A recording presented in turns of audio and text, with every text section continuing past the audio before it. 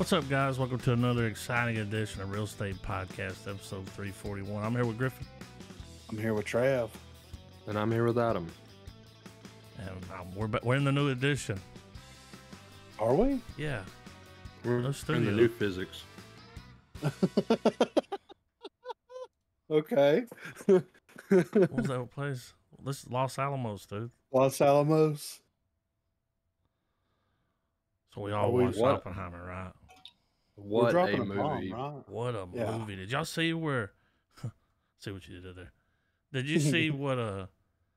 They sold all the 4K releases? No. What? Yeah, they're all sold. They said they're having to make more. Holy They're going to have Jesus. to ramp up production to sell more copies of Oppenheimer. Hell yeah. Well, there's 3 hours of bonus features. Like, I want to watch them. Yeah. Okay. On the 4K release, there's over 3 hours of bonus features, behind the scenes stuff. You know, I'm sure that there's a documentary on there about the research they did for How they Oppenheimer. blew that bomb up. Pretty sure there's a I think there's an entire documentary on its making of. I think that's on Peacock. Ooh, Peacock. I want to watch it, you know? Because they really blew a bomb up. It's That bomb fucking was crazy. real. The one they detonated at Los Alamos. Well, see, and that's why it was like, people were like, how come you didn't show the one hit Japan? And he's like, I don't like CGI. You know? Yeah. I hate to have to blow a small city open. Well, I thought it was a nice take of I don't know, like, we know, you know, like, we know how devastating that was. And almost like hearing it being talked about was more frightening than actually seeing it. Oh, yeah, for sure. Yeah.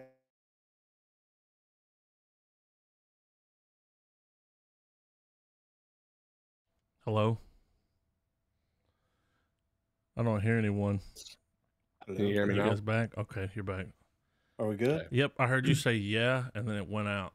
Oh, I'm having a hard time figuring out where to start with this because there's just so much good Yeah. I mean, achieved in this movie. Like it really does. It's the movie. I'll go ahead and say it for me. It held up to me as the movie of the year, dude.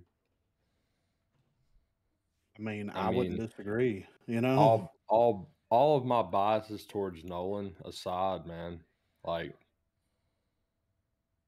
there's a scene in particular in this one where it's kind of towards around the hour mark, maybe. It's when him and Matt Damon are sitting there talking in the classroom, Mm-hmm. and just that rapid fire dialogue. Oh, yeah. Yeah. Yeah. There's a lot. Like, you got the job? He's like, I'm considering it. It's like, oh. Yeah. All right. Yeah. It's just crazy watching these, like, geniuses, you know what I'm saying? Mm-hmm. These pioneers that are just like, we don't fucking know what's going to happen. Am I cutting out? Because it looks like I am on my end. I'm not sure. I hear you now, but yeah, everything's good. But yeah, the way they acted that scene out, man, was great. Like Cillian Murphy, dude. Cillian Murphy, sorry. This might be the best thing he's ever done. I mean, movie. I've heard good things about the Blinders. Yeah, but I mean, he is Oppenheimer. You know what I mean? Yeah. Like he's. Is it very night and day in his delivery in this as opposed to like a long form thing like with Peaky Blinders? Well, on that show, he's super itney, you know, like super cockney. Yeah. Yeah. And then this one, he's just like, I'm gonna blow some shit up. We're gonna put a school out there. He's smoking cigarettes. He's hitting a pipe. Yeah. Womanizing, you know, Forrest Pug. Yeah, for some reason, I wasn't anticipating his biggest, the big, oh my God, going on in his life was that he just liked to sling dick, dude. Yeah. Oh, some would say he had some bomb dick. Some would say. That one chick, Cut it him. was so good she killed herself. Yeah. I mean, I mean, and I mean, dude, this movie pretty much just had it starred Hollywood. Yeah, for real, right? Like Every shot, someone else. I was like, oh, it's this guy. Oh, wait, it's Yeah. that guy too. Wait, what the the guy fuck? from It's Santa Claus that Yeah. played the elf, he was kind of chubby now, but yeah. Yeah. I was wondering if that was him. yeah, It that was was him. it. Yeah, Bernard. Yeah. that was You know. Bernard. I was not expecting, personally, was not expecting Nolan to go into the whole communist thing as deeply as he did. Oh yeah. Yeah. Like, and it was so early on too. I was like, how are we going to resolve this so early in the movie? Yeah. But they did, like, and I really like how well he kind of flirted the line with, like, you know, what would you do for your country? You know, what does your country mean to you? Like, they did a really good job whenever they were writing this, at kind of flirting that line of being like, well, this might be, you know, this might be a little too much for some people, but then Oppenheimer comes in and he's like, I mean, I just was responsible for the death of 200,000 people, like, in the name of my country. Like, what are we talking about here? You know what I mean? Through Like, that scene where he was giving the speech, yes. Oh And yeah, and he's there's no just sound. completely. Mhm. Yeah, dude. and then he sees the skin start to peel off that person, and it was like, oh, because I was like, well, he's thinking about it happening there, or Yeah. you know, now we've let the cat's out the bag. Now, like, Yeah. everybody's gonna have one of these things. What have I done? Yeah. And I liked how I mean, the whole movie is incredible. But I love how they were just, it was a victory lap of every major scientist at the time. Yeah. How good Like, was the dude that played fucking Niels Bohr, though? I mean, yeah, like they were all fucking The guy that great, played man. Einstein? Holy shit. I love that twist with him. Yeah, right. Because at first I was like, okay, did some minor editing, because the way I followed the film, and I don't know if it's the same with you guys, but and I really loved it because I felt like it's what made the pacing of this movie work, The back and forth. because it did not feel like a 3-hour film, No, not in the dude. slightest, man. I was mouth breathing the whole fucking movie. Like, this shit was so good. Yeah. But yeah, like you're saying though, it would kind of, it would like the way that the way that Nolan did the flashbacks or the flash forwards, and how he Mhm. kind of wrote it like a wave. Like, all right, it would present, you know, a dilemma would present itself, and color is real time, and the context was in black and white, be it forwards in time, running alongside it, or whatever, and then it would seal itself off. So you're not writing these two narratives for 3 fucking hours. Yeah. And I thought that was so badass that he did that, but he just was like, all right, we looped it around. All right, here's the next part. Let's do this. Yeah. Because I thought the way they played Strauss with Robert Downey Jr. was fucking Oh. great. I figured it. I right. knew it was him. Yeah. When he 'Cause was see, talking to the guy, and he's like, "How do you get the papers?" And I'm like, he fucking gave him the papers. Like, listen to him. Yeah. Oh, man, or what about the scene with him and Truman? Oh, he said, "I'm bringing that God. crybaby back in here. Maybe I am, or maybe I'm not." He's like, do Fucking you think playing anybody? Truman. Yeah, he's like, do you think anyone in either of them cities give a fuck about who built that Dude. bomb? Whatever he said, I felt like I got blood on my hands, and he reached in his pocket and handed him that handkerchief. I said, Threw it. "Cold-blooded." Yeah. Yeah. I- He's like, you didn't He push the said, button. "What?" I did. Yeah. You didn't drop it. Bring I that did. crybaby back So- in here. Truman was like, "Fuck them kids," you know. Yeah. Damn. Right. Yeah. It's just, I don't know, man. Nolan is a master of his craft, and he just, regardless of what he does, whether it be sci-fi or biopic or, you know, anything, Yeah. psychological thriller, he just knocks it completely out of the park, man.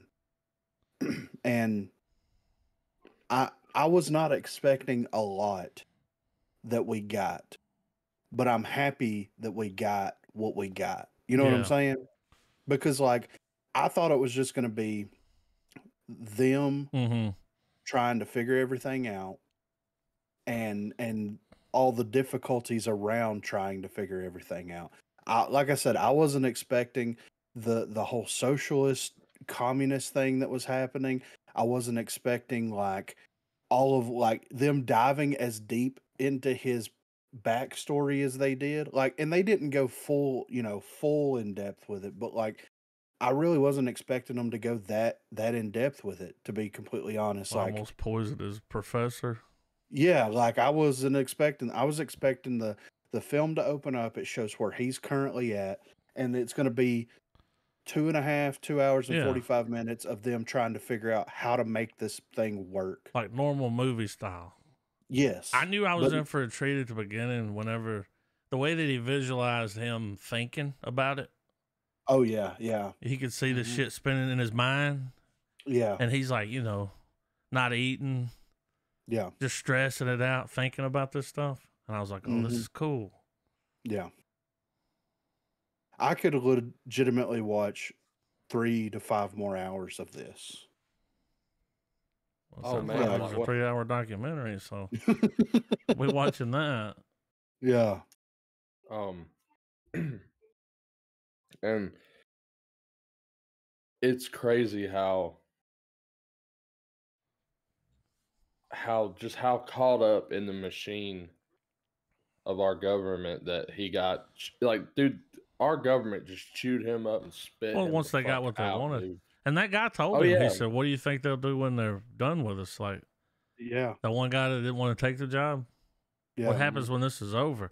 Well, I would be worried they'd kill you. Exactly. Because he said right. that one guy when he was like, do you want a disgruntled employee leaving here? Like, he said, oh, we're going to kill him. Nah, I'm just kidding, And I was like, are you? Yeah. Because that other dude was like, I want to kidnap him, take him on a boat, Yeah. interrogate him Russian style. And it's like, that It's dude, like, what the fuck? Yeah. Casey when they're- Affleck. Yeah. Oh, yeah. Oh, Yeah. whenever he's explaining He's who like, I he never is, would have though, set you in dude, a room with him. he's like, dude, he killed commies with his bare fucking hands. It's like, why are we, plane would be faster. He's like, we're too important. The country needs us, Yeah. And I was like, Yeah. planes were kind of unsafe back then. Like, Yeah. good Yeah. point. He said, how much can I tell him? He's like, you'll know when you feel my boot on your balls. He was good Yeah, he as was. the major. Yeah. Everybody though, man. Yeah. I Like, think, I was gonna say even the top actors that were in this movie, they were in such high gear Yeah. that all of the lower actors, Even the and I don't extras were say, good. and I don't all the supporting actors, because I don't want to diminish any of those guys, abilities to act their ass off, because we've all seen them in different capacities, and we like when someone. It was almost like watching a reel of like every conceivable actor in Hollywood that is perfectly suited for a Nolan film. Got to be in a Nolan film, yeah. Yeah. But that being said, though, the way they acted, man, it raised everyone else's game. for sure. Yeah. This might be the best thing I've seen Emily Blunt in, for real. Hell, a Yeah. lot of them, and a lot of them in a long time. Yeah. It's just it's wild, man. Everybody shows up, they bring their A game, and like you can tell the kind of filmmaker that Nolan is based off the performances that he Yeah. gets. Because like just people that show up once or twice, they ain't got to go that hard. You know what I mean? But they are. Because like his story, his vision, they're all for it, and it's wild, man. Well, it everything's was got the look, No. dude, down to the smallest detail. Like, yeah. Now I don't know. Now I don't know if you guys had this issue with him since, but this is the first time I've seen Robert Downey Jr. for a length of time and not think about Iron Man. Agree. Yeah. Which Like, I don't think I've seen him in anything other than Iron Man since like Due Date. You Yeah, know what the I mean? last Like, couple of things he did were duds. well, the documentary he did on his father was really good. yeah, I've his been dad wanting to was watch a that. I haven't watched filmmaker, right? that. Yeah. Yeah. That's really good, by the way. But yeah, he melted into that character. And dude, like he did such a good job coming off of being the most beloved character of all time to becoming the most hated character. You know what I mean? Oh, Like, dude. Oh, when he has his "this is how it's gonna be" speech at the end, when he's telling the dude, hey, when the big twist goes, yeah, and When they the see the the fucking article, when the guy's how they know talking what to you him, and said? He's like, yeah, when that dude who was interviewing him's like, "Wait a minute, you mean to tell me I've been spewing shit at you this whole time and you already fucking knew?" And he's like, "You damn right I know." yeah, welcome to, he said, what's his politics? Welcome to DC. I mean, yeah. Yeah. that's how you get shit done around here. But yeah, man, it was. I want to watch it again. As soon as the movie went off, I'm like, there's so much here. He is able to pack so much into a 3 hour movie where it doesn't feel like it's 3 hour movie. It conveys the perfect amount of information, but the pacing of it was perfectly done where it's Yeah. like, Oh, it was breakneck, man. yes. Yep. I'm like, I know that I missed so much stuff because I'm just in awe. Like, what are we doing? Like, what's going on here? It's definitely one that I'm going to revisit a couple of times Well, because, it's one of those where it's like, you don't hit pause on this movie, or you no. better hope you've got a pause No, this button movie nearby. pauses you. Yeah, Yeah, dude. You know what I exactly. mean? You Yeah. sit there and Well, watch it till it's over. Like, well, I mean, and I mean, shit. We haven't even talked about the major point in the movie, or at least the selling point for everybody, dude. The detonation sequence, the fact Oh that it my was God. dead fucking silence, Yeah. like you just sat there and took it in, like, you know what I mean? And Yeah. it's because, like, although obvious things have been embellished and dramatized or whatever, but that shit still happened. Yeah. and And they didn't know when they and did it's it. Yeah. They were fucking, like, yeah, it's he's fucking like, there's like frightening. there's a percent chance that it could, what do you say, ignite the atmosphere. Yeah. How much of a percent? He's like, I mean, even if it's, he's like, I want to hear zero. Yeah. It's like, well, man, Yeah. And the fact that, like, they they were still so did it. yeah. Yeah. Yeah. Well, like, well, it all comes back to that fucking apple at the start of the movie, dude. Like, he was gonna do it. Like, Yeah. Wormhole when he snatched even it out of when his you hand. even when you yeah. Sorry, yeah, because when you were saying that shit. Um, what was the other part in the movie I was trying to relate to that? The apple. Yeah, it was it'll come back to me in a minute, man. But overall, though, fucking, I mean, we don't even have to speak on the cinematography, dude. It was a Nolan film. Yeah. It looked great. It did. It was a time capsule. It felt like I was peeking into the past, you know, with some damn good acting going on. Maybe I bring that mean, crybaby back in here yeah. when he was leaving. He said, "Wipe your hands off, boy." Whew.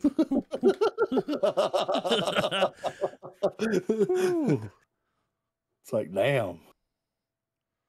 But yeah, it was so good, man. And like, I was wondering if they were really gonna get into the psychological effect that it had, and I like how they did it.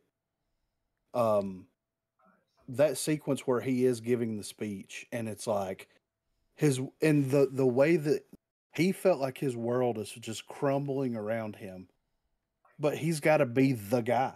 You know what I mean? He's Well, got to Yeah. be the the way, guy. yeah, like, and it's the way they did it to where you hear everyone in the rafters at first, or bleachers or whatever, and then whenever he completely, like, nopes the fuck out for a second, Yeah, everything gets brought down to just one girl screaming in terror, yeah, and then he's just sitting there, USA. and they keep doing that The effect where stomp. I'm assuming it's when his anxiety is fucking through the roof. Yeah. But that background shot where it just starts like wobbling, kind of Oh like the yeah, way when he's that seeing was shit, you wild, know. dude. The way the wall, I was like, "Ooh, he needs a Xanax or something." I was expecting them to cut to Tyler Durden going, "We are God's unwanted children," you know, like Yeah, right. Well, I don't. You can't blame the guy for like wanting to see if you could do it because Yeah. he's like a scientist, and it's like well, at the end of the day, they were huge right. The other people were accomplishment. going. It Well, worked. they were there, But and as he was soon as they smart put it enough. in the back of that truck and put that thing on it and drove away, you know, he was just standing there like, "What now? Yeah. What do we do? I'll keep you. We keep me in the loop." I mean, he kept trying to get a hold of him. Yeah. Well, what's crazy is that I mean, he called it so early on. He's like, man, like everyone else is going to find out anyway. They're going to reach that point in their own research. Might as well tell them when we get there. Yeah. Because it was one of those moments where he's asked, like, what would you do if you were on board of like the head of whatever council or something? And he's like, I'd contact Russia immediately and tell them what this poses as a threat. Yeah. And I know there's two different times where that gets brought up. One is when they're like, hey, what happens if this thing ignites the atmosphere? He's like, well, we need to tell everybody so that we collectively don't do that. Yeah. And then another one was about him being ahead of some board, and he's like, yeah, share your fucking information.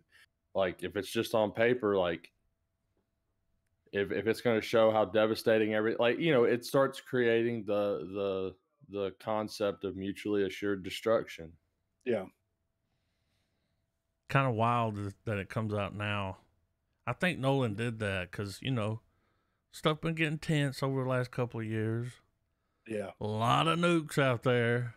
Yeah. He was right. He's like, this is just going to kick off because they were like, we build this bomb and it'll stop everyone. And it's like, now Russia's got like 7,000 of them. Yeah. You know what I mean? Yeah. I mean, does China have? It's wild that they just put that I mean, on does a truck Iran like have? that. Like, yeah, right. I'm Yeah. like, don't hit any bumps. They just, they just chain it to this truck and just drive. I'm like, dude, what? Dude, when like, they're pulling it up on that tower, I was like, what are we doing here? If this thing falls, is it gonna kill this us is an all? OSHA violation waiting to happen. My favorite was. Oh, go ahead. Sorry, I was just adding to like the Russia stuff and like, you know, the whole, you know, they're gonna make bombs because Adam had dropped the number, you know. That number might be a little bit high, but well, they got a lot. But to just add even another layer of context to how significant this was. As of January 2023, there were approximately 12,500 nuclear warheads worldwide. Yeah. Like that's what these experiments, this movie was based on.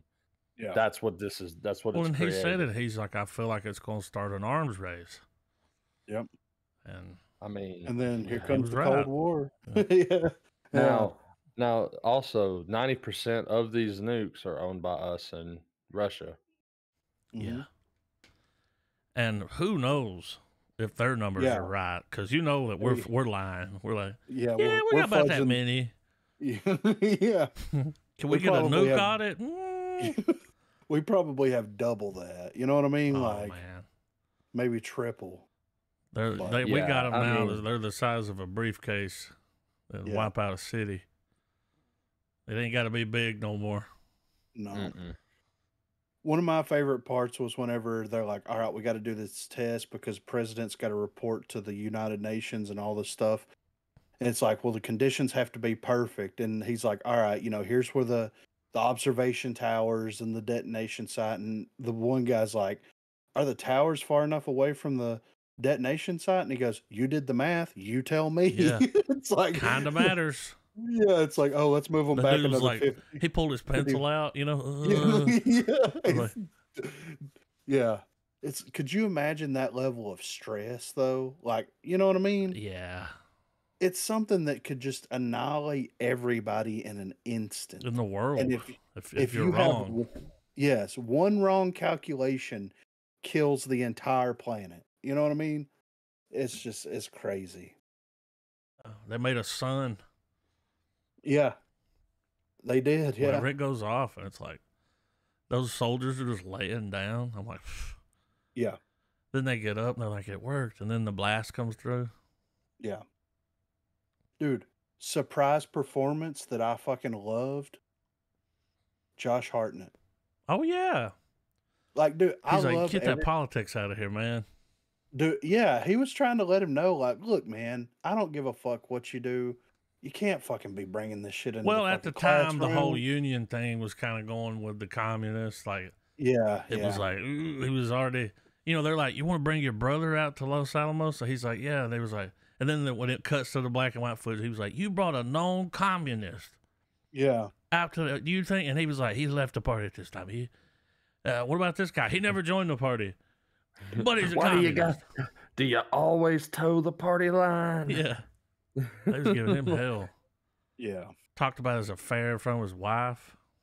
And that dude. That was a crazy shot where he's standing there explaining everything, and she's just naked riding him. Yeah. In that, looking at that the I wife. was like, yeah, I was like, that's a ballsy fucking shot, but it worked. You know what I mean? They Like, did. yeah, yeah. Loved What it. up, Florence? Yeah. Yeah. Yeah. What up, girl? He's like, I had to go say it one last time. Yeah. I'm like, I get it. I get it, you know? I might have to go see her again too, you know? But yeah, but just the level of public humiliation that they put that dude from, or well, not really humiliate, but like it almost like it cuts deeper doing it that way, you know? Yeah, right.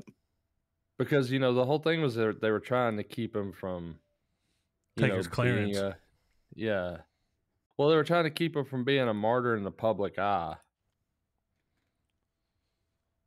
He was going to try to talk to the, character assassination, you know, like fucking crazy. It was good though. I'm giving it a full bomb. Yeah. Oh, it gets the coveted real estate golden nuke.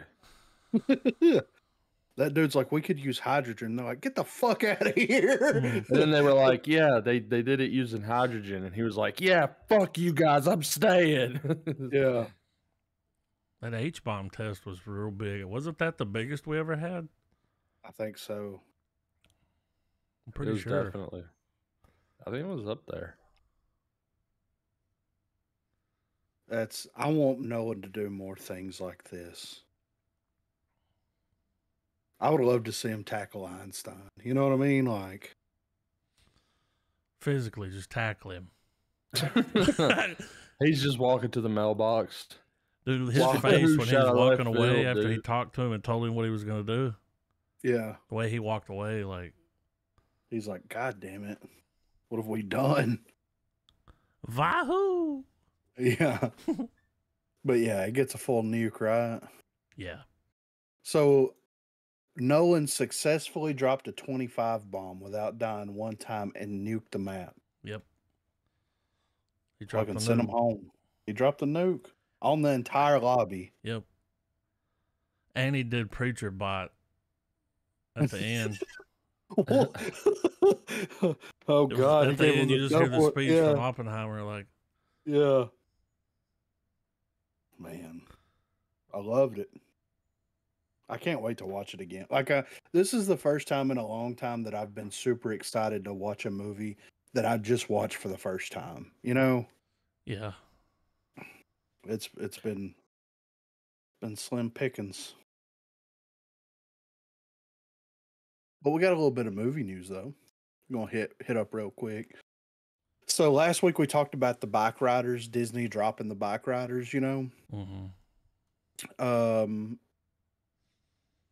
It says that Focus Features has now acquired the worldwide rights to the new Regency film, with plans being made to release the movie in theaters in 2024. According to THR, Focus Features will take the reins regarding the domestic release of the Bike Riders, while Universal Pictures International will tackle the international release. New Regency Chair CEO Yarev Milshin added, "We are excited to team up again with our Focus Features partners and look forward to another successful collaboration. And we couldn't be prouder of the bike riders, Jeff Nichols, and all the talent he has brought together to create this truly exceptional film. No reason for Disney's decision has been given, but it is possible that issues that have arisen from the now concluded actor strike led to the studio backing out in order to prioritize other projects." So yeah, we're getting the Bike Riders released in 20, which is crazy because it was geared up to release like now, right? Like it was Pretty going to soon, release yeah. around Yeah, They Thanksgiving or already dropped a Christmas. trailer and everything. Yeah, so it's wild. But yeah, I'm glad it's getting the release, and I mean, I wonder if they're going to co-release it. You know, if they're going to release it on streaming and in theaters, or if they're just going to drop it in theaters to begin with. I mean, either way, it'll be fine because I'm going to watch it regardless. But you know, would rather watch it from the couch personally. You Yeah. know, so on the heels of this, Beetlejuice 2. So Willem Dafoe has spilled his comedic role in the upcoming sequel.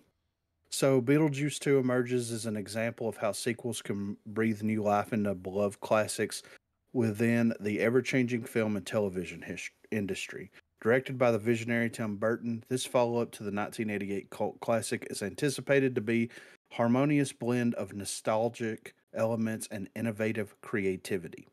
The confirmation of Willem Dafoe's role has emerged as a particularly intriguing development amidst the film industry's palpable excitement. According to Variety, during the 20th Marrakech Film Festival, Marrakech, Dafoe, celebrated for his wide-ranging acting abilities, divulged details about his Beetlejuice 2 character in a recent interview.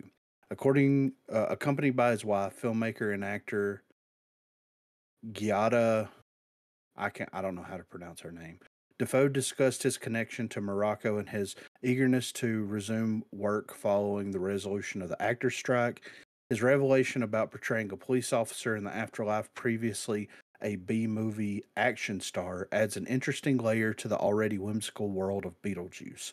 Dafoe's character, who transitions to a detective in the afterlife due to his earthly skills, hints at the blend of humor and otherworldly elements that Burton is celebrated for. So my question here is he going to kind of be the bad guy? You know what I mean? Like, is he going to be after Beetlejuice? Well, he's going to be like he was in the Boondock Saints. Oh, He's going to be a detective. Like, that was a fire. He's going to show up. He's going to put Beetlejuice here, you know? He's going to put the earbuds in, and he's going to be dancing around while he's trying to figure out what happened. He's going to fully commit to it again. I like that he's going to be in it. I do too. I mean, I can't wait to see his interaction with Michael Keaton. Oh, I don't think I've ever seen them interact with one another before, right? I don't think so. I don't. Yeah. So how is that going to go? Because I mean, Willem Dafoe is kind of like, he's so dry. Yeah. You know what I mean? He's funny. And don't looks get me crazy. wrong. Just looks crazy. Yeah, he does, right? But I'm very interested to see their interaction, and like, it makes me think that he might be the quote unquote bad guy of the film. But I mean, he's going to be a B movie. Like, I hope he channels Bruce Campbell. You know what I'm saying? Like, Yeah. how crazy would that be? You know. But the more that they're releasing about Beetlejuice 2 makes me more excited to watch it. Because at first I'm like, do we really need it? You know, is Tim Burton washed up? That's a whole different conversation. You know, for sure. Like, you know, is he going to be able to, like, when's the last time that Tim Burton released something and you were like, oh, I got to watch this new Tim Burton movie? I can tell you what mine was. The 80s? Mine was Sleepy Hollow. Edward Scissorhands. Okay, yeah, that was good. Yeah. But like, since then, like, hold on, I gotta see what's he released recently. Recently, did he do something animated? Well, he's done a lot of animated stuff over the years, but Big like Fish was okay. I really liked Big Fish a lot. Yeah. So we've got all right, he did Wednesday. He directed 4 episodes of Wednesday.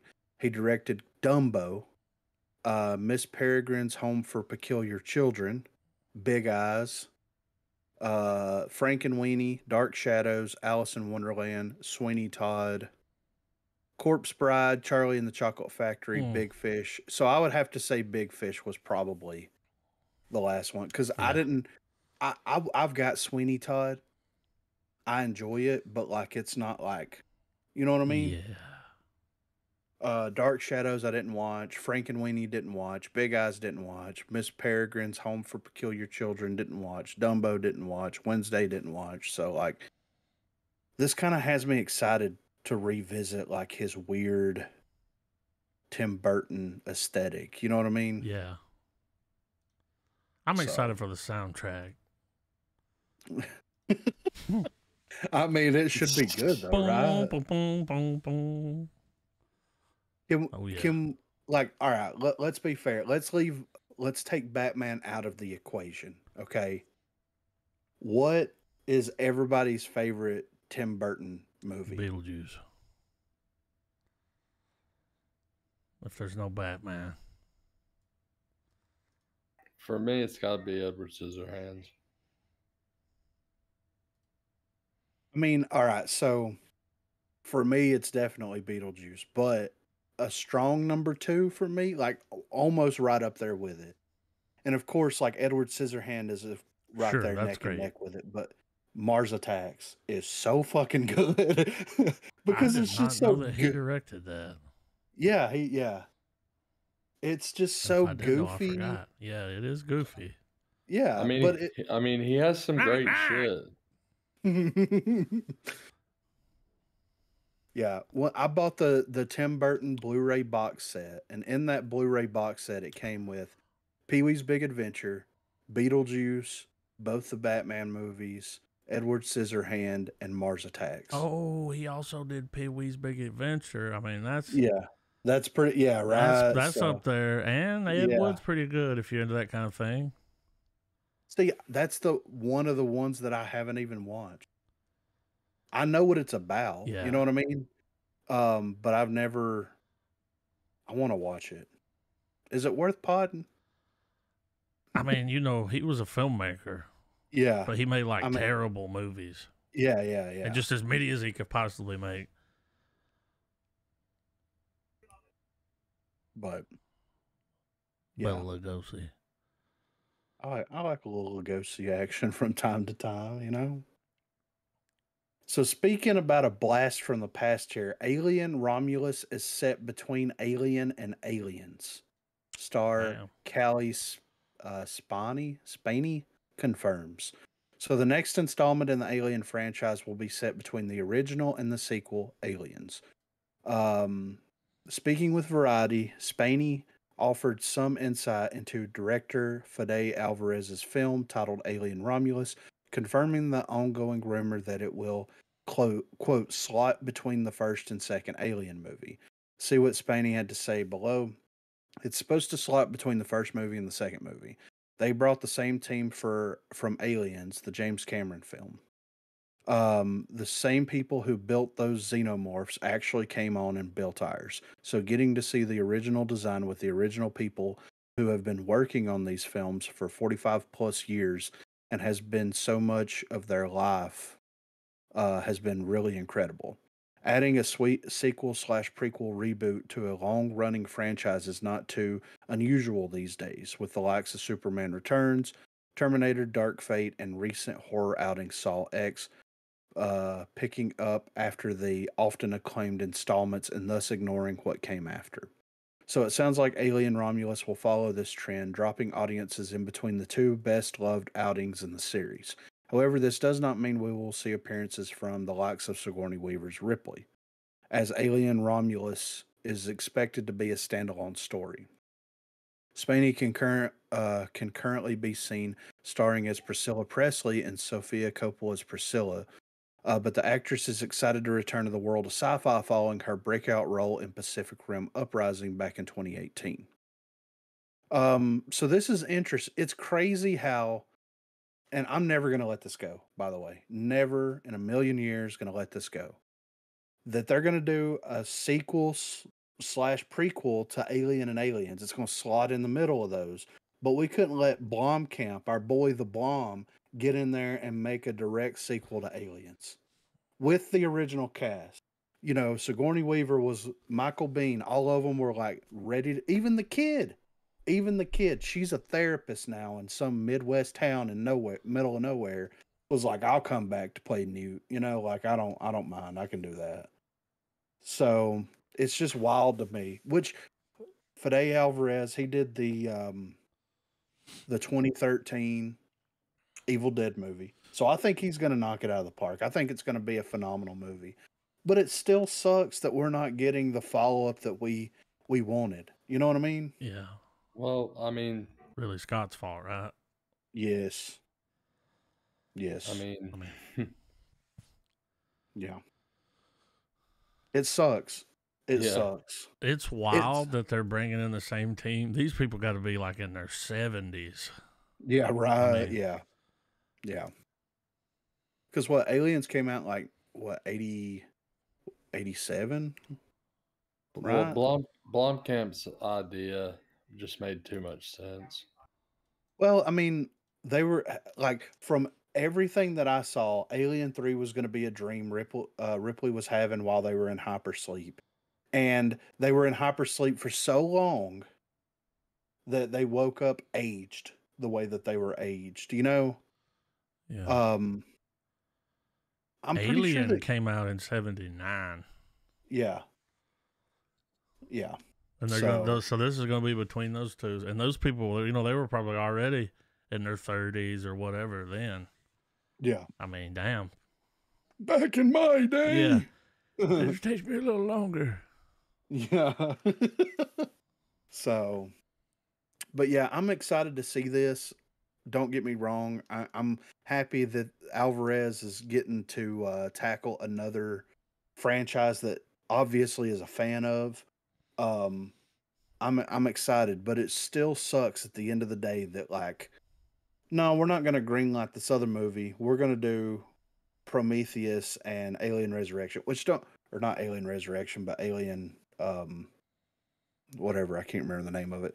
Don't get me wrong. I enjoyed those movies. I thought that they were great. I really liked them a lot, but like, Aliens is on that list of best sequels of all time that overshadow the original. You know what I mean? Mm-hmm.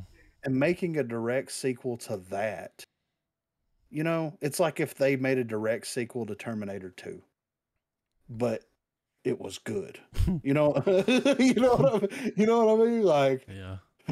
so Alien Covenant was the. yeah, Alien Covenant, Alien Resurrection. That was the fourth one, I think. All right, so Disney fails to crack 1 billion at this year's box office. $1 billion. This is the first time since 2014 that they have been unable to crack 1 billion. So Disney has failed to release a movie that cracks the $1 billion box office in 2023, the first time the major studio has failed to do so since 2014, not including the pandemic years of 2020 and 2021, of course. According to a report by Variety, Disney has struggled at the box office throughout the year, with major releases from the likes of Marvel Cinematic Universe, Indiana Jones sequel, and even the live-action remake of The Little Mermaid failing to make the same impression that the studio would no doubt expect. Looking back over 2023, the likes of Indiana Jones and the Dial of Destiny made $384 million, The Haunted Mansion made $182.3 million, and Ant-Man and the Wasp: Quantumania made $476.1 million. All seriously failed to meet box office expectations. The Little Mermaid, meanwhile, managed to garner $569 million worldwide, and while this is far from a failure, it pales in comparison to the billion-dollar achievements of previous live-action remakes, such as The Lion King and Beauty and the Beast. The latest MCU outing, The Marvels, marks a dramatic drop for the franchise. The sequel has so far made 188 million worldwide, and with many even describing the movie as a box office bomb, as it likely becomes the lowest grossing Marvel outing ever. Sean Robbins, the chief analyst at Box Office Pro, has provided some insight into why Disney and other studios are struggling so much to reach previous financial heights. Quote, Disney set an impossibly high bar for itself during the 2010s, firing every cannon in its arsenal. The downside to success is that it becomes expected every time. The studio was always going to be in a challenged position when the well started to run dry. I fully disagree with what Sean Robbins says. 110%. Disney has the largest franchises on the planet. Disney has the ability to make billion-dollar All the movies money. and release billion-dollar movies on a monthly basis if they wanted to. The well hasn't gone dry. They're not in a challenging position. They're putting themselves in a challenging position. Oh, it's their own damn fault. Exactly. So this Sean Robbins quote, how do you become chief analyst? Failing upwards is definitely a thing, right? In the corporate world, failing upwards, the worse decisions that you make and the more money that you cost a company, the higher you get promoted. So congratulations, Sean Robbins, on that. But that's also why we're in this situation, like with Disney. Exactly. Like that's yeah. Let's look at the real problem, the real issue, and the real reason why Disney isn't breaking that billion-dollar mark. I mean, look at the backlash that came with that first Little Mermaid trailer. Just the trailer. Yes. And you're expecting that to break $1 billion because of the fan reception and the backlash from that? No, not going to happen. Not going to happen. I mean, and let's look at it. What they use here as example. Indiana Jones and the Dial of Destiny, 384 million. Respectable. Yeah. Was anybody really excited to go see Indiana Jones be an old man? Let's be fair. The Haunted Mansion. We had a Haunted Mansion movie that was released, 15, 20 years ago? It's fine, still holds up. Why do we have to have another one? Ant-Man and the Wasp. There's a lot of issues with that movie. It could have been $1 billion movie. But there's a lot of issues with that. Little Mermaid, 569 million. That's and still, then the Marvels. I mean, big money. I mean, yeah.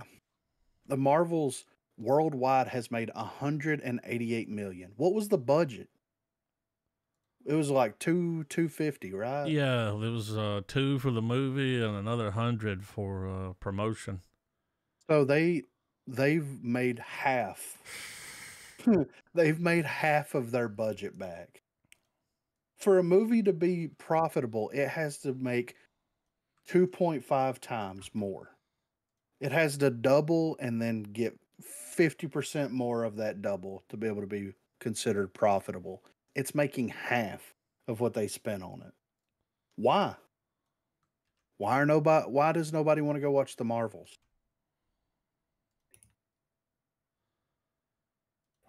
So, I mean, it's not because the well's gone dry. It's not because they put themselves in a challenging position. Let's be fair here. So, and they still got money. People went and watched Oppenheimer in the theater.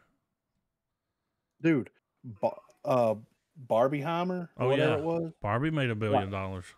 Yeah. So come on now. Can't blame it on that. Exactly. So people are going to the theaters. They're just not going to see the shit that you were spewing out of your asshole. That's what's happening here, Disney. So figure it out. Hopefully they made a good decision, though. There is a bright side to this. Loki creator Michael Waldron is going to write Marvel Studios' Avengers the Kang Dynasty. So Michael Waldron has been tapped to write Marvel Studios' Avengers the Kang Dynasty. Waldron had already been set to write Avengers Secret Wars, the installment that would follow Avengers the Kang Dynasty, and will now write both Avengers sequels. Waldron has become one of Marvel's most trusted creative minds, having previously created and served as showrunner of season 1 of Loki, as well as writing Doctor Strange in the Multiverse of Madness and the move Make sense to the studio to have him pen both films. Marvel Studios president Kevin Feige will produce. Deadline recently broke that Destin Daniel Cretton would not be directing the film in order to focus on his other Marvel projects like the TV series Wonder Man. Avengers Kang Dynasty is far on the theatrical release schedule, dated to kick off summer of May the 1st, 2026, giving Waldron more than enough time to pen a script as the director search begins. The movie will precede Avengers Secret Wars on May the 7th, 2027, which will wrap up the Marvel Cinematic Universe's Phase 6 features. Waldron has been on quite a run after closing a multi-year mega deal with a combined overall with Marvel 20th Century Fox, 20th Television for Waldron and his production company Anomaly Pictures across film and TV. On the TV side, they currently have a full slate under wraps. Waldron launched a new feature film and TV production company, Anomaly Pictures, with his producing partner Adam Fasolo. Waldron and Fasolo first met and became fast friends, developing and setting up the critically acclaimed series Heels at Stars. Waldron is repped by represented by CAA, Grandview, SSM&L, and attorney Michael Shankman. Why do they put that in the article? Anyway, so let me go. What the fuck? Who do I care? Why do I care who he's represented by? So it says here that Avengers Kang Dynasty is far on the theatrical release schedule, dated to kick off May the 1st, 2026, giving Waldron more than enough time to pen a script as the director search begins. The movie will precede Avengers Secret Wars on May the 7th. So there was some rumors going around that they were actually going to swap those two around. They were going to put Secret Wars in the slot of Kang Dynasty, and then they were going to move Kang Dynasty back to where Secret Wars was. So it doesn't sound like that they're doing that. Now it sounds like they're doing Kang Dynasty, then they're going to do Secret Wars. So at least we have that. And like, look, the things that this dude's worked on, I think that they got the right guy to do it. At least based off of some of the things that we've seen him work on here. So he wrote for Rick and Morty, of course, The Black Hole, which is a short, Doctor Strange and Multiverse of Madness, Heels, and then Loki. 12 episodes of Loki. I would say just keep the team from Loki. Mm-hmm. And just keep pushing forward, but just take that Disney money and just go balls out with the Kang the Conqueror story once and for all, you know? Yeah, right. So based off of this, we're only going to be getting 2 Avengers movie this entire thing. Well, we're going for quality over quantity. Yeah. Well, now we have to. Now we have to go for quality over quantity. You flooded the market with terrible versions of your characters. Now it's time to rein everybody back in a little bit. But it is interesting to me that like they built the MCU on the back of the Avengers name, more or less. And in this entire phase, this entire arc, we're only going to get 2 Avengers movies. But that's not to say we're not getting other team up movies. Of course, we're getting like Fantastic Four, we're getting Thunderbolts, we're getting all this other stuff. But I would expect at least a 3 movie arc. But Captain America: Civil War was kind of a crossover film. It wasn't like an Avengers Civil War movie, and that's what it should have been titled, in my opinion. But we'll see how it shakes out. They're putting more and more like I don't know, primetime individuals, primetime characters in some of these other standalone movies to where they're not even, they don't even feel like standalone movies. Like, look at everybody that's attached to the Captain America 4 movie. It's like, it doesn't even really feel like it's a Captain America 4 movie. It feels like a movie with Captain America in it. You know what I mean? So I think that Daredevil stuff's going to be big too.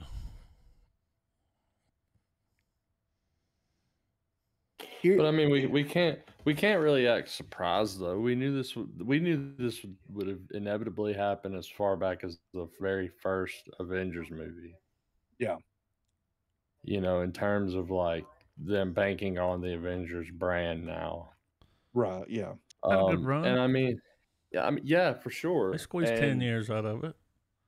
Well, I mean, they were able to just the fact that they were able to pull off a story up to Endgame and tell the Infinity Saga, that alone is its own little cinematic achievement.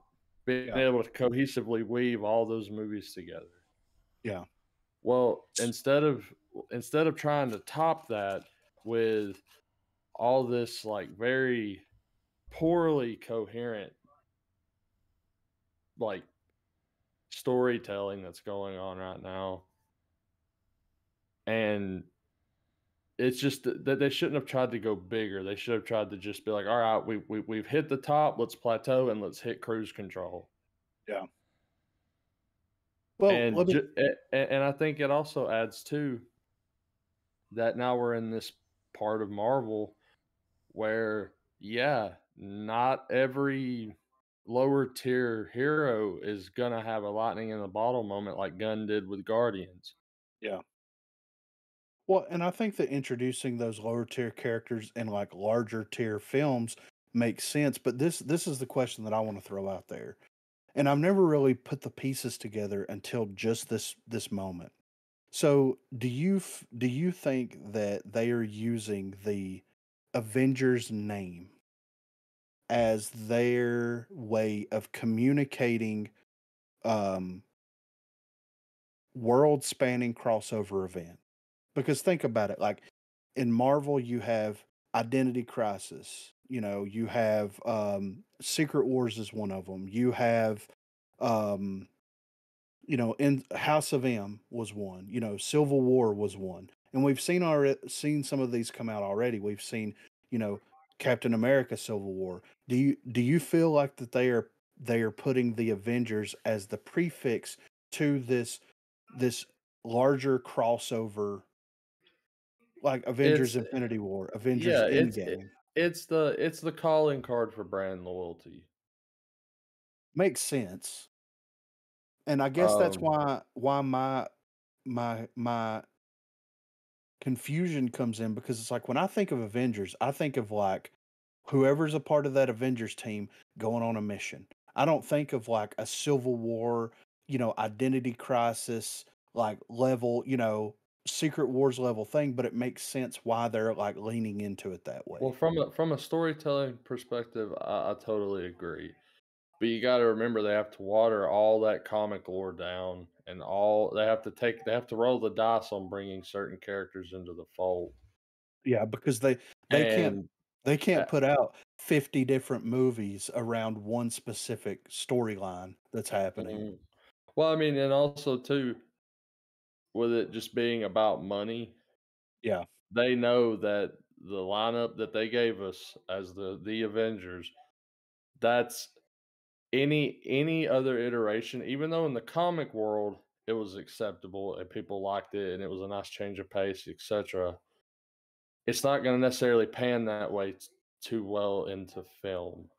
yes. It's going to be, I mean, it can be done, sure, if it's written right, done right, it's all that good shit, but it's going to be getting the audience to want to have the new guard want to come forward and be the new Avengers if we're going to go from business to storytelling and blend that together as, you know, the way the conversation kicked off. That's where the problem lies. They're introducing characters that no one gives a fuck about, and they're not using it they're not using these people as launch points to tell stories that make you give a shit about them. Yeah. That It's like that. they like the like for instance, to me one of the biggest misfires was She-Hulk. Yeah. Um it was one of those things where most of the show you were like, all right, let's get along with let's get to the there's a lot of yapping and not a lot of like plot Well, they just used it to bring laying. Daredevil in. Yeah. That was Yeah, I and agree. those last few It's like, episodes and then the big Kevin reveal, I mean, not it's sad that the ending was the best, and after that's because it was over. Yeah. And because of that, I didn't even give a shit about Miss Marvel, whether or not it came out before or after. you know, they And said they were I going to use Daredevil too for the lower level and I hate it crime because villains, Yeah. yeah, stuff like that. and I hate it because Miss Marvel apparently is like she steals the show in the Marvels. Like she's apparently the best part about the movie. Yeah. I've heard the same. Yeah. Yeah. It's very interesting how they're approaching this because it's like we've been introduced to one team inside of the MCU so far. We've been introduced to the Avengers. And now it's like everybody is part of the Avengers. How is that going to play out whenever you start introducing the X-Men and the Fantastic Four and the Thunderbolts? It's like, Well, I mean, on a storytelling level, they're already doomed to fail on all of it. And to me, it's because like when you're handling characters that are going to help build up to the big triple, even with the triple A characters, because they're not immune to this shit anymore either, man. One of the things I feel like that made Guardians of the Galaxy work so well is because they were all characters that didn't get along, but they did get their arc is that they get their shit together. yeah, they become a family. Yeah, ultimately they become a united group of individuals that fucking saves the fucking day. Yeah. You're already set to fail when you start making your audience think one character's better over the other Hmm. and not the overarching thing that's supposed to be what the MCU is about is all these heroes slowly crossing over and working together and this, that, and the other. And they might, but then when you break apart their solo films and you start hearing the little digs here and there, and you're starting to, you start creating factional like fandom, Yeah. and then it just becomes just one big fucking just bullshit, man. And Yeah. it doesn't, and while that works amongst a community of being able to discuss who's better and all that. Once again, if you're trying to make money and you're trying to get people in the theater, there's going to be people that's going to go in being like, "Nah, fuck this." Why? Because they fuck this character, or no, they're not going to because they did this to that. You know what I mean? Yeah. They're stirring that pot without spilling it over and getting it on you just yet, but they're getting faster at whisking it, especially with this multiverse shit. You know? Yeah, I agree. Well, now they're pivoting all their characters and comics over to their big screen adaptations, even to the point where their personality and everything is, you know, is that Well, way. I mean, one of the things that I saw on Twitter was how they're gonna go from the silly quirkiness of Ragnarok and Love and Thunder to the next Thor film being like darker, like more serious, more grounded.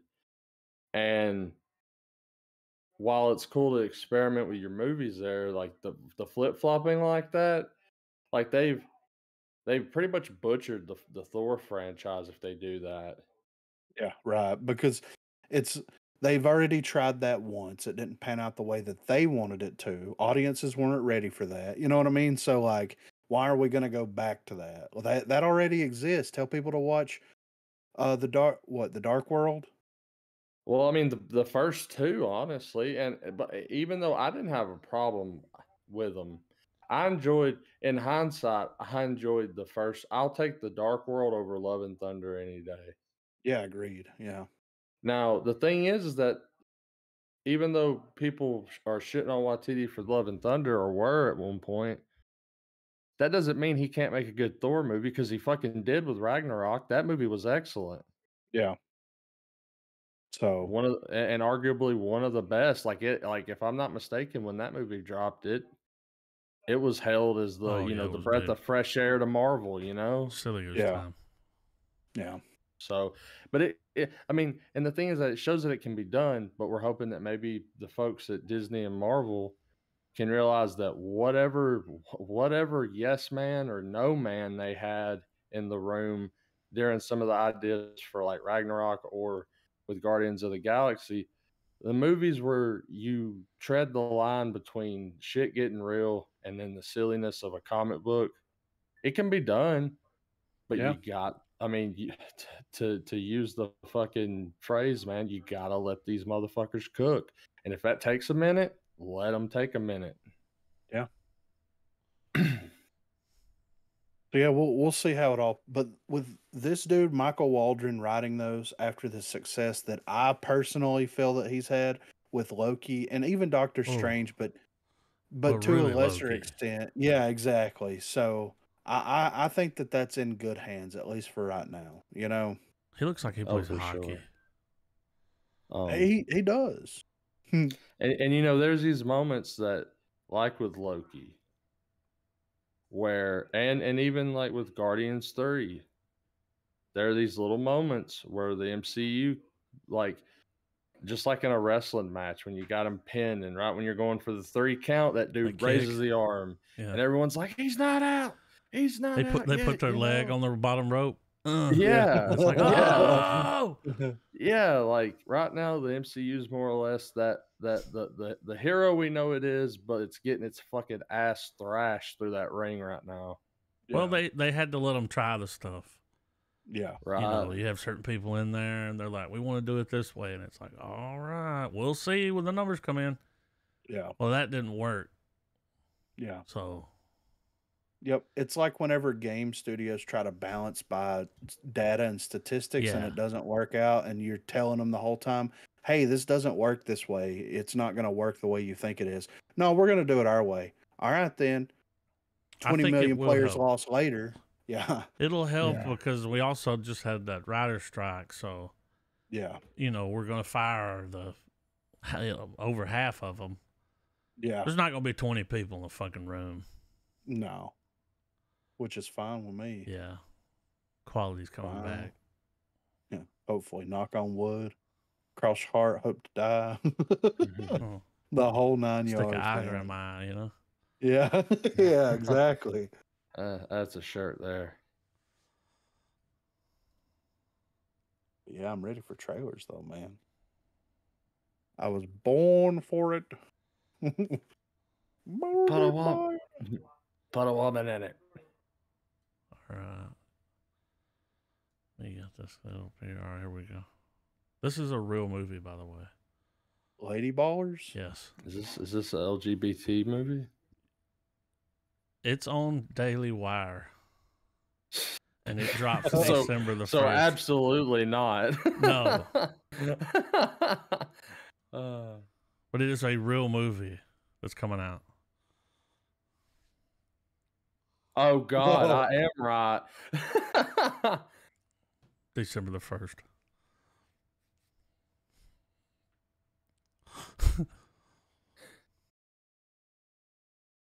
Damn.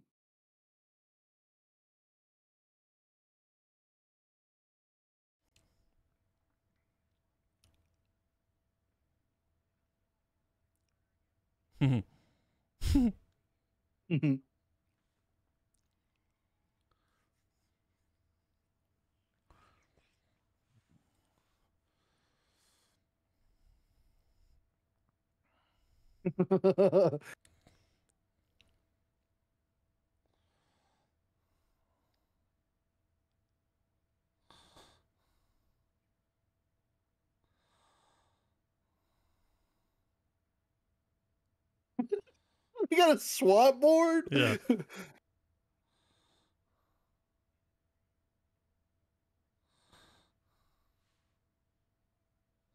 Yes.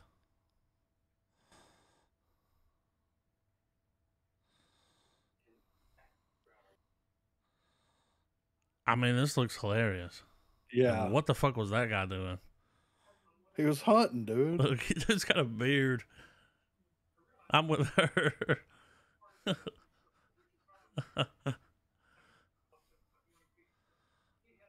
Yeah, this is.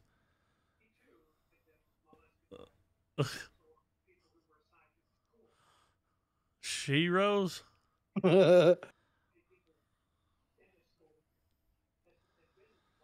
What's wild is it's like people see this movie and be like, this is ridiculous. And it's like, yeah, but this is what's actually happening. Yeah, this is real. Like, it's real.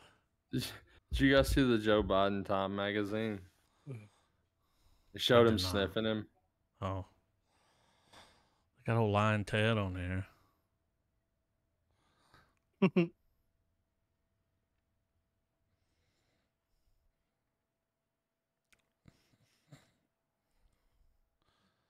Oh.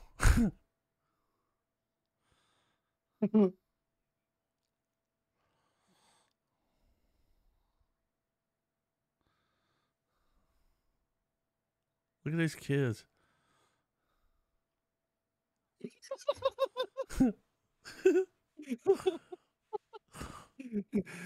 Looks hilarious.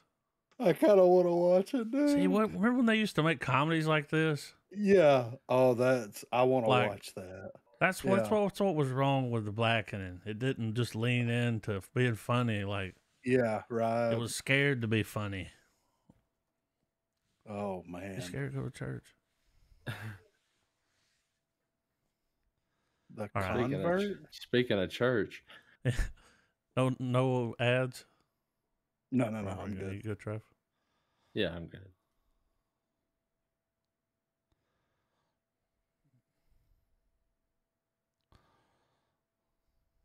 Dude, y'all didn't tell me One Piece was going to be this serious.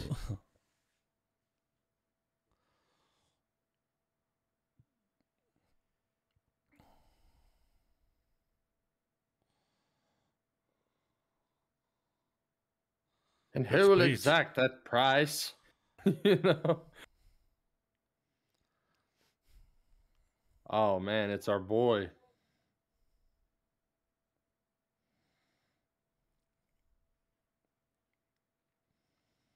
How long has it been since you guys have seen Guy Pearce in anything? Iron Man 3. That don't count. That's hardly a movie.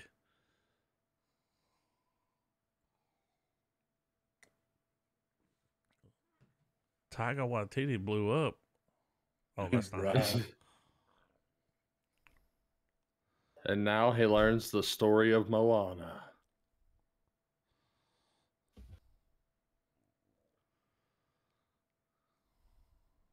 He's going to say savages at least once. Yeah, for sure. Savages.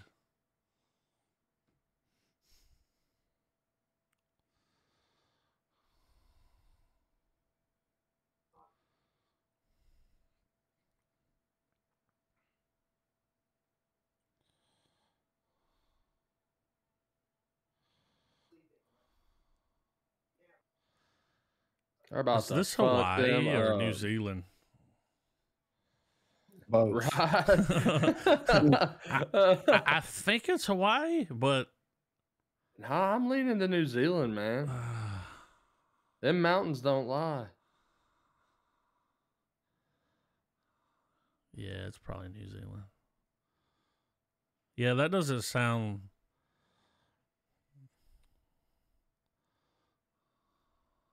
This is a violent land. We fucking get it. Humans have fucking killed each other for a long time. Well, it's all went down when the white man shows up. You know what I'm saying? Since the first human being saw another being's shit and was like, there was a pale-faced man riding a horse.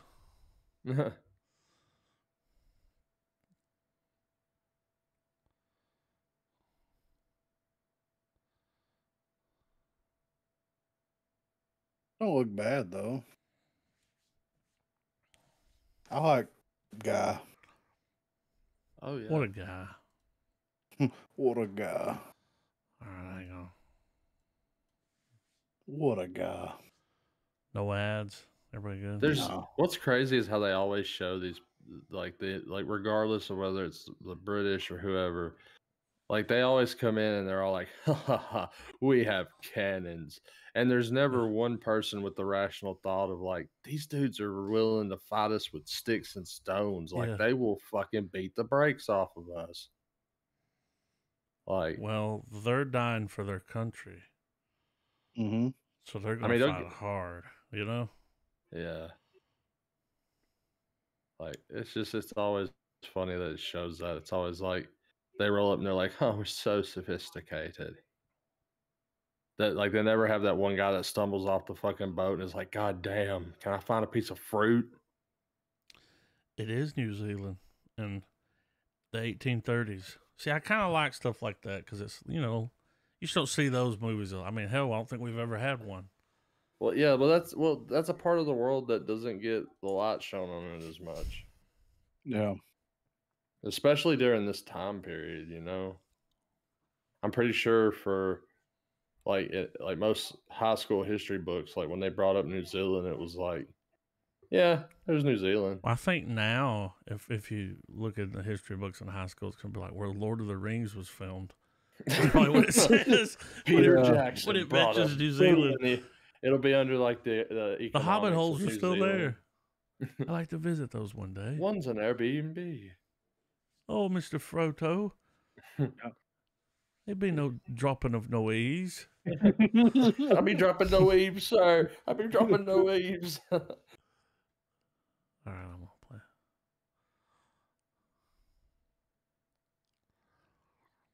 Mm-hmm.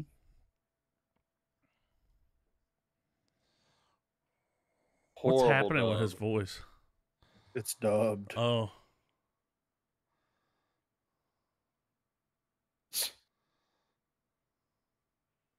Shrek, I'm looking down.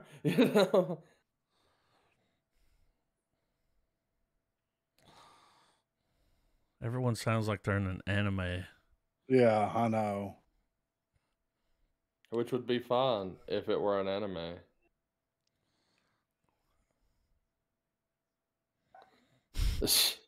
Good for you, guy.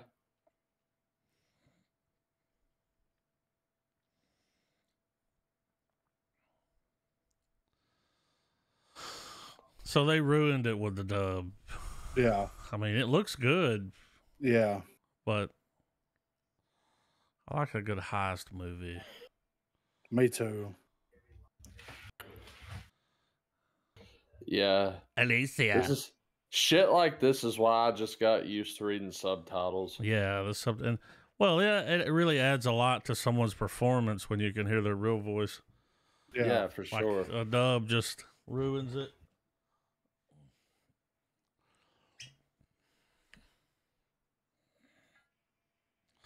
Every time I see that dude, I think it's Cowboy Wayne, but it's not him.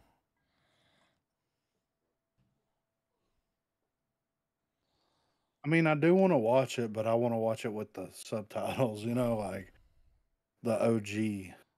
The way that Look, the filmmakers intended. The way they, yeah, the way God intended it, dude. Society of the Snow. Mm. This is about the White Walkers. I think it's a plane crash movie. Oh, is this Maybe. the? It might be. Maybe. I don't know. Oh, Maybe it's a documentary about the Inuits. I'm ready.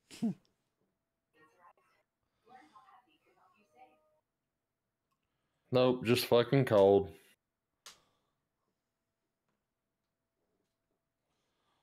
He's a Numa Yeah, guy. this is it. Okay, it's about time we got an updated one. Yeah. Griffin's most watched documentary. Dude, I watched it not too long ago. It's on It's YouTube great. in It is, full. it's good. Yeah. I get it. What is this? It's the Andes plane crash.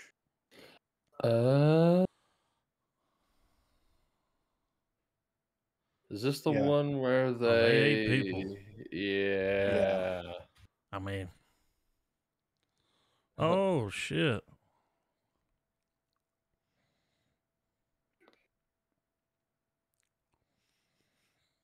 Yeah, there ain't no polar bears here. Or smoke monsters. Just yourself. There's nothing on that plane they could use to build a fire with. Oh, a cigarette. Mm-hmm. Can I eat it?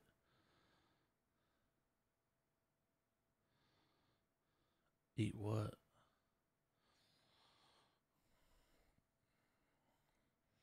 He's like discount.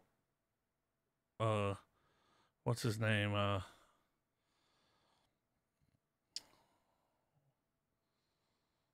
Han Solo's kid. Adam Driver. Yeah. He looks like young. He could play a young him in a movie. Damn, he's just got the look. Oh. Yeah, it looks like that they're capturing a lot of the cold. A lot of the true story. The moments. Yeah. Like the avalanche. Well, at least you got plenty of water, I guess. Yeah. Let the snow melt. But I want to watch that. I'm putting that up for fucking Foreign something. Film February? I mean, we've already got Holy Mountain. Okay. But I do want to watch that. Dude, yeah, I'd like to see it. I watch that documentary like constantly. It's like I your was comfort fascinated. documentary. Yeah, I was fucking fascinated by that story, dude. Just like the amount of shit, like one bad thing after another, and the fact that like there were people that survived. Yeah. Like it's just crazy. They live. But yeah. It was like their version of the Oregon Trail. Yeah, but a lot snowier. Yeah, it's cold and there was a plane. Yeah. Really? No, not one person had a lighter? Well, they did. I mean, because they were smoking and everything, but they like, didn't have nothing to burn. They pulled the seats apart and burnt them for a little while. But that's right. I'll be burning clothes off of dead people, clothes from the bags. Yeah, plenty of clothes to wear. Hey, that's a good thing. Yeah, I would improvise. Yeah, I'd be in there jerry rigging. You know, we gotta put a door on this bitch. Like, yeah. It's crazy because like when you're watching that documentary and they're like, all right, a lot of people has died, but there's a lot of us that's still alive. And we've got the plane. We can sleep inside the plane. At least we're covered from the elements. And then a fucking avalanche comes and kills like 20 people. Like half of them. Yeah, like half of the people that were still alive died in the avalanche. And they couldn't dig all of them out, and they had to sit there and listen to their friends die. Under the ice? Yeah, because it was packed in there and they couldn't dig them out. I don't know, You man. just heard a bunch of muffling until it's Bro, just eerie silence. Minecraft without that fucking hole, dude. Yeah. Yeah. Somebody don't worry, your gravel stuff will still be there for a little bit. Yeah. But yeah, I want to watch that. Of all the documentaries, I'm fascinated that that's the one that Yeah. pulls you in, Griff. Dude, it was just so well done. I don't know. A lot of staring off screen, and we need to cut. Mine was that. I can't even think of the name of it now, but at the filmmaking one where he's like, "Stay fucking around with images." Oh yeah, yeah. It was a good documentary. Anyway, we saw the trailer for this. This is a new one, but it was that weird. Yeah.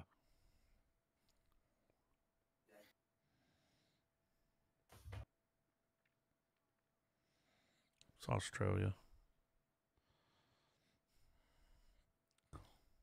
Traumer.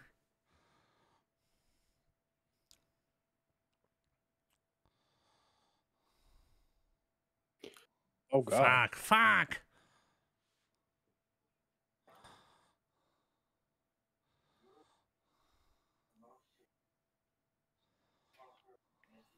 So this filmmaker just put his life in a movie. Yeah.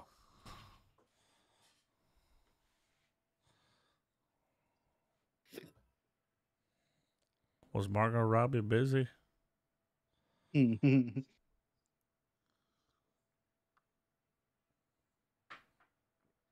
then what? Oh. What's Conan O'Brien doing here?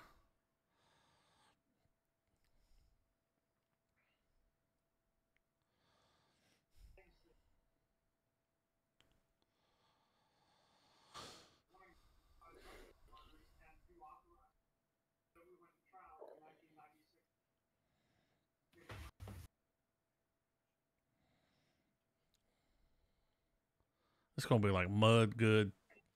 Yeah. This is what the dad was doing during the events of Angels in the Outfield. Yeah.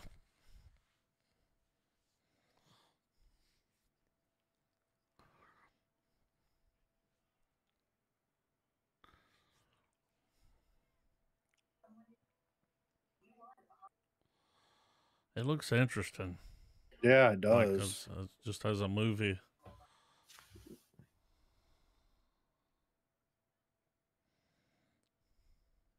Some of the fucking Nazis. Yeah.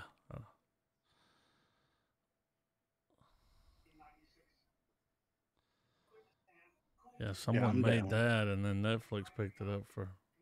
Yeah. Oh, this shit look good. Yeah. Poor Like the way it looks things. when we shot this. This just keeps getting weirder. Like Searchlight UK. Sheesh. they had it on the other one, but it was they did a combined thing where they added the trailer we've already seen to the new clip, and it was like, don't Oh, do yeah. that. Yeah, we're good. We'll take a minute. But this shit looks wild. Yeah.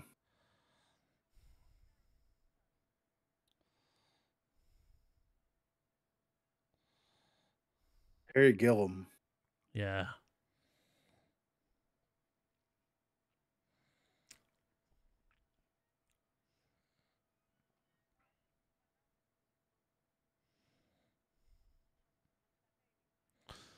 Hell yeah.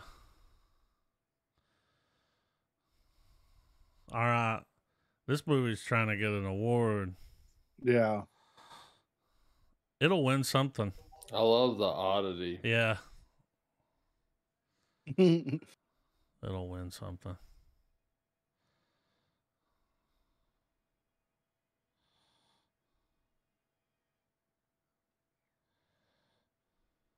Hell yeah. Yeah, I want to see that. Anymore is too much. Oh, I got an ad. There's Yeah, another clip that I saw where dude walks up and she's like, "You're in my light." Yeah. He's she's like sunbathing or something. We got another the Book of Clarence. This Oh, is the shit. Black Jesus movie. Yeah. Not Oh, gonna it's be got as Ben- good as Black Jesus, but yeah, it's they've got added him. He wasn't in the Ben- other. Yeah, what? Yeah, Is he he's playing probably playing Smog the real again? Jesus Oh. because he's doing Jesus at the same time as the other Jesus. He's just Black Yeah. Jesus.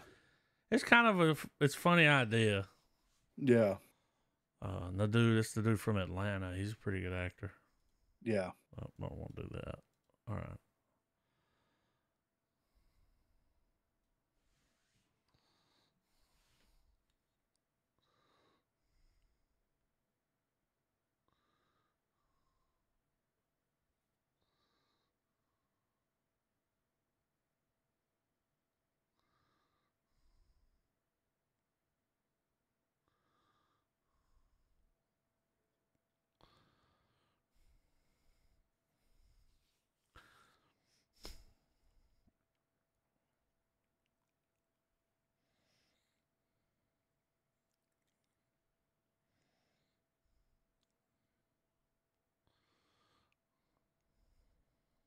So it's fake.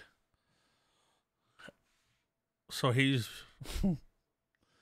he's like one of those evangelists, those preachers that. Oh, what the fuck? Was that? It is. Okay.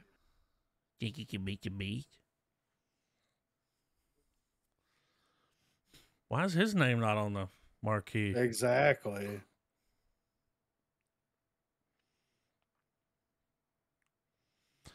This trailer's a little darker than the other one, and not. Yeah. I mean, the story.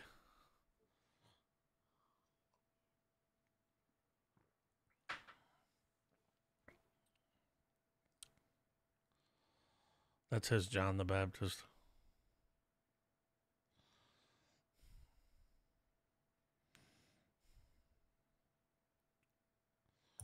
He may be a thief, but he ain't no fucking snitch.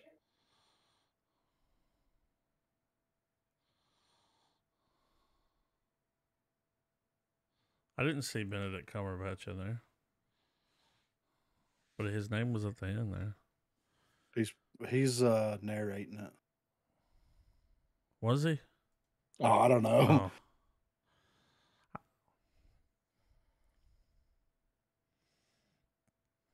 It makes me want to watch that show, Black Jesus.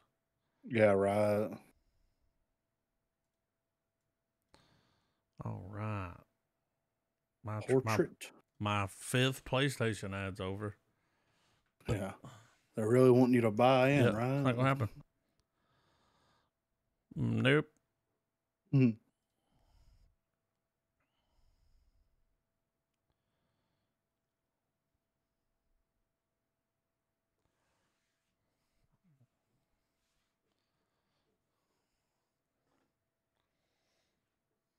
Mm-hmm.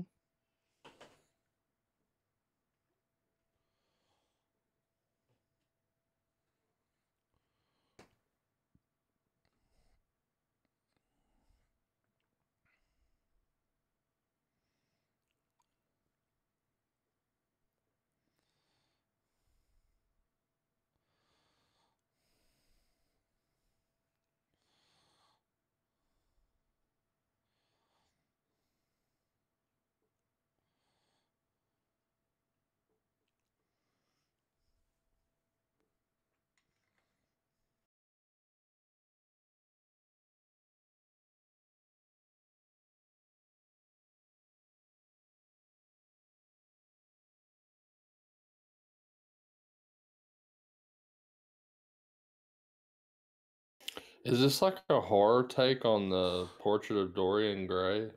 What it seems like. It's like he's not there, but she sees him. Oh.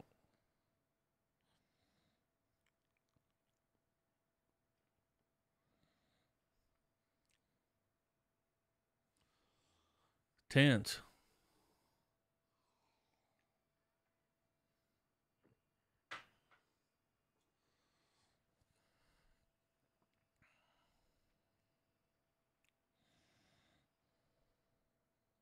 Ooh, did you wait? He was running up.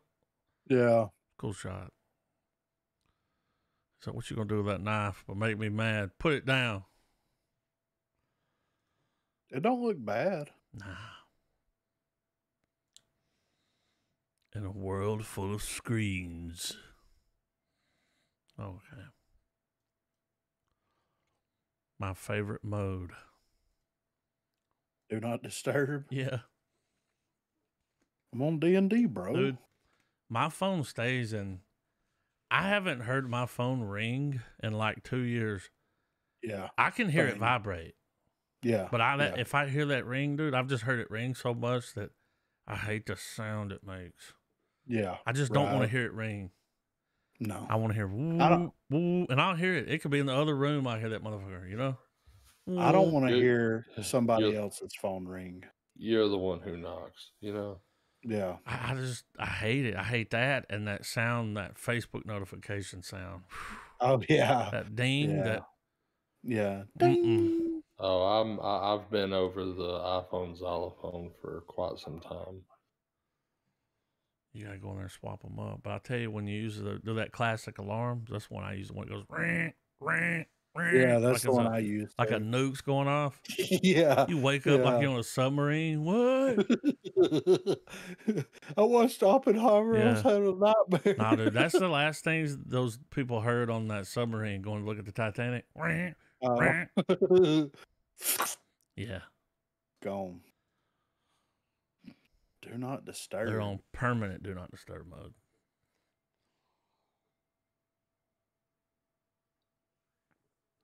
Kind of got an 80s vibe with the music, but that's not the 80s. Oh, try again. That music's slapping. Yeah, I like the tune. Mm. That's gonna slap harder. Shit.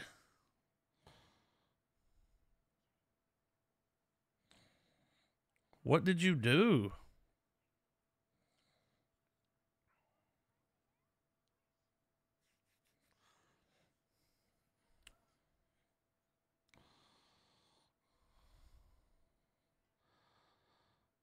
I remember when I dropped this now that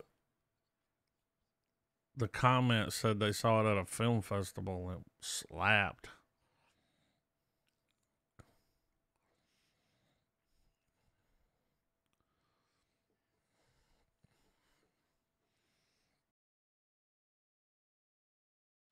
I mean, some drugs hit, dude. Yeah.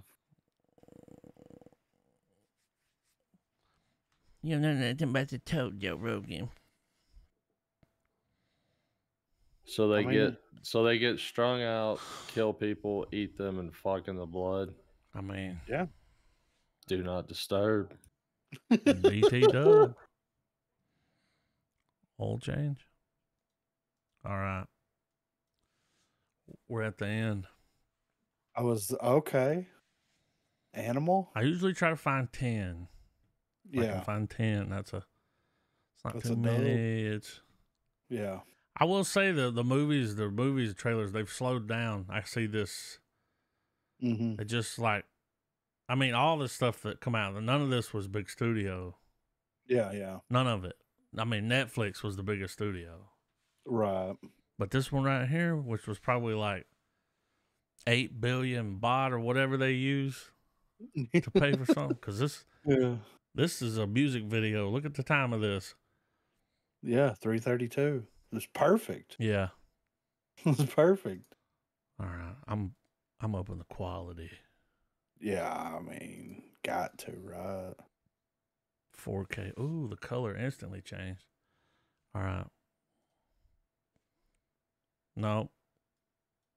Why did it do that? All right, here we go. Digging.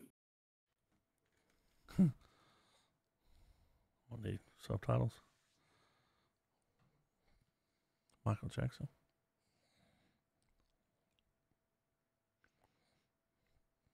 And they say we talk fast. Yeah.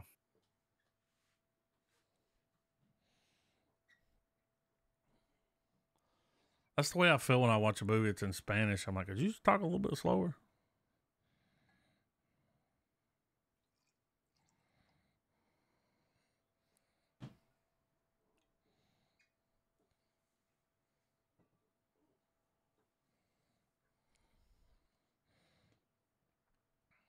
Mm-hmm.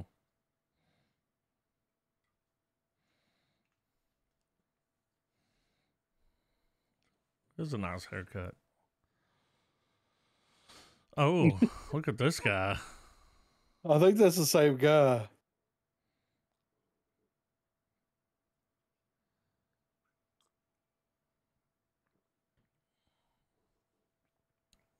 Shotgun.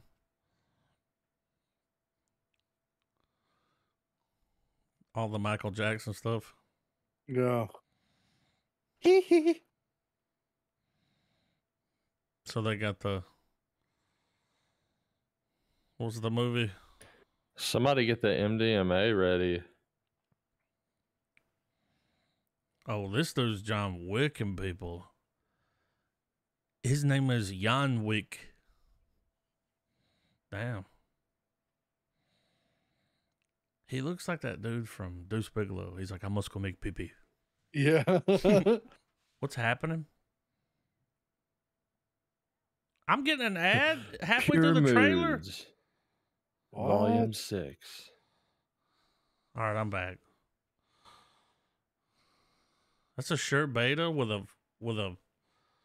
Was that a Nazi symbol? Yes. It was. Look at the tone. Just. Oh, a funeral. That's a funeral. She's the Hindi Amber Heard.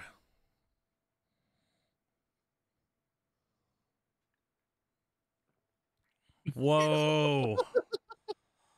What This the- is by far the best gun we've seen in any of these movies.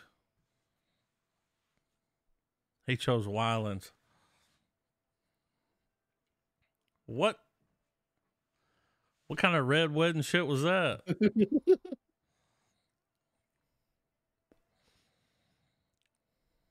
The cops. Oh. That's a drinking game. Baba. These movies, they're like the trailers are always a roller coaster of emotions. Just Yeah.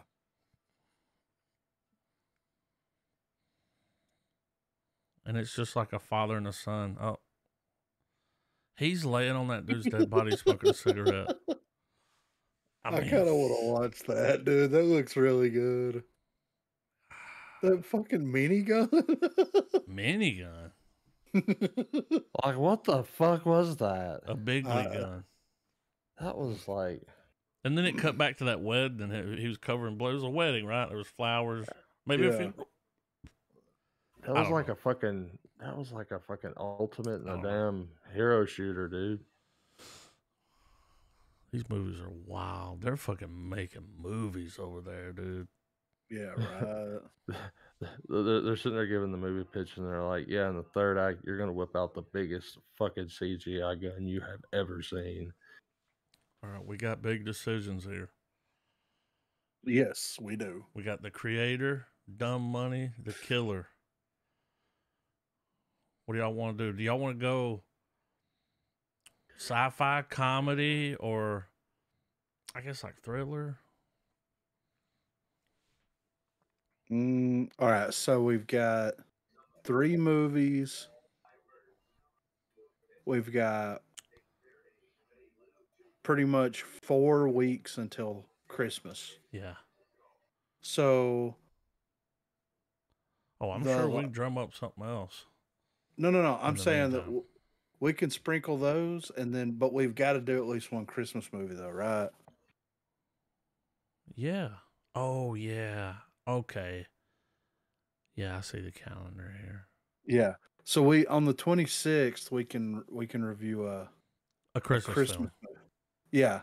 So we can sprinkle the other ones in any order. I'm down for, dude. We just came off of watching a 3 hour, Bang. 3.5 hour, 4.5 hour, 3 hour movie. Yeah. Like that's been our last 5 weeks has been, or 4 weeks have been movies that are at minimum 3 hours. Oh, long. yeah. So I'm down with whatever. Well, I kind of want to watch The Creator. That's the one with Yes. John David Washington. Yeah. The one with the AI. Yeah. Dude, this along filmmaker, for I the watched a ride. documentary about making this movie, and this is like this movie was all handheld.